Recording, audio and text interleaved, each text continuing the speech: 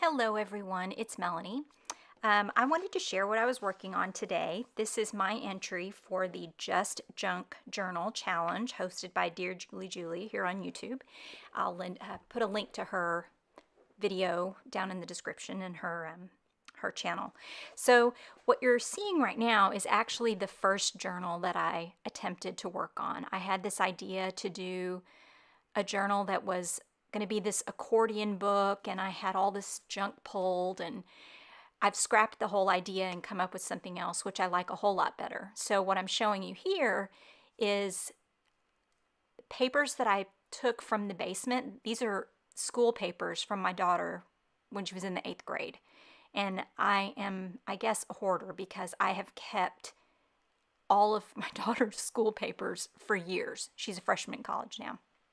So the other item that I ultimately ended up keeping from the first project was this anthropology shopping bag that I got out of my daughter's trash can.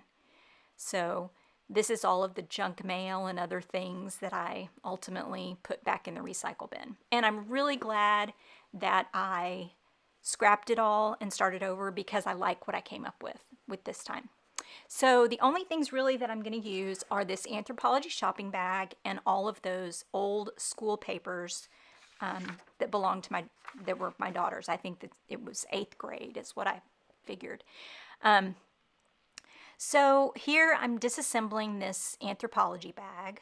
I have done I did my Christmas journal using an anthropology bag. I did a little different method, but I just love the idea of using these bags. Plus the anthropology bags, it seems like they're always really pretty. So what I'm doing here is just opening the bag out completely. I'm going to smooth it out and decide about how big I want my book to be. What I was thinking at this point of creating is a glue book. I love glue books. I use them all the time. So what I thought was I could use all of this paper from this old school paper, which most people would have, considering it was, 2014, most people would have put it in the trash a long time ago. So I love the idea of making something out of it. And if I'm going to use it as a glue book, I'm going to be gluing all over the page, so you won't even see, in the end, you won't even see all of the schoolwork. So what I've done here is cut the bag into a couple of equal, the front and back to the same size, and I decided I wanted to do a 1-inch spine, and I decided that I wanted to make the pages as large as possible. So here I'm taking, this is 8.5 by 11 paper, and I'm going to mark off a 1-inch margin on each page, and then I'm going to glue those two pieces of paper together and then fold it in half, the entire piece. So what I end up with is a folio. So that is a folio. That's a single page that I'm going to fold in half. So this is a folio. So I'm going to fold the whole thing in half. So instead of being 8.5 by 11, each sheet is now 8 by 11 because there's a 1/2 inch on both sheets folded over.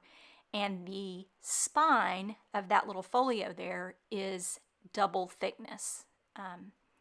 So even if they weren't glued together, they would stay in place, but then you'd have all these little 1/2 inch pieces flipping up. I have edited out quite a bit of this, and I've also sped it up quite fast because this took me a long time since I hadn't made a cover exactly like this before. There's a lot of trial and error here, measuring, trying to figure out how I want it to come together. And what it makes me think of is that if anyone is interested, I would be more than happy to do a tutorial on simply making this kind of gift bag cover for a journal cover. I really like it. I was really happy with my Christmas journal, which I made this way. It's kind of neat because it ends up with the handles, like an actual little tote bag.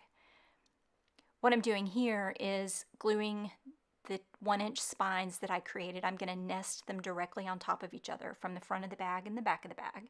And it's going to create that 1-inch spine. Once the bag is glued back together and I have the spine there, the next thing I do is to reinforce the cover. One of the items that we can use from the Junk Journal Challenge is packaging. So I pulled 2 of the backer boards from the 12 by 12 scrapbook paper.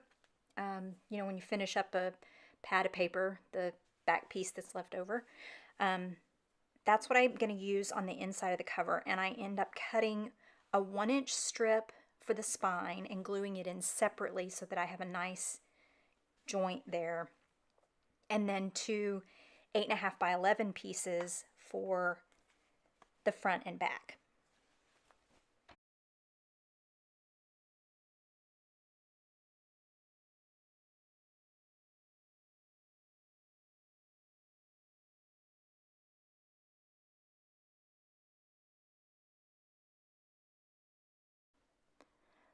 Once I had those pieces in, I folded over the top and bottom of the bag, and I did allow for that to be folded over when I cut the bag. I cut that extra on the height of the bag so I'd have it to fold over, kind of give the edges a more finished look.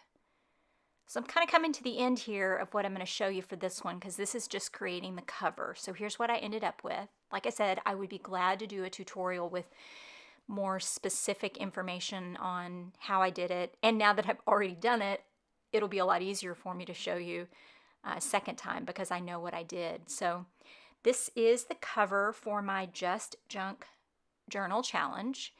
And I have another video that I can show you of putting the pages in place and binding them in. So that'll be the next one. Thanks for watching, guys.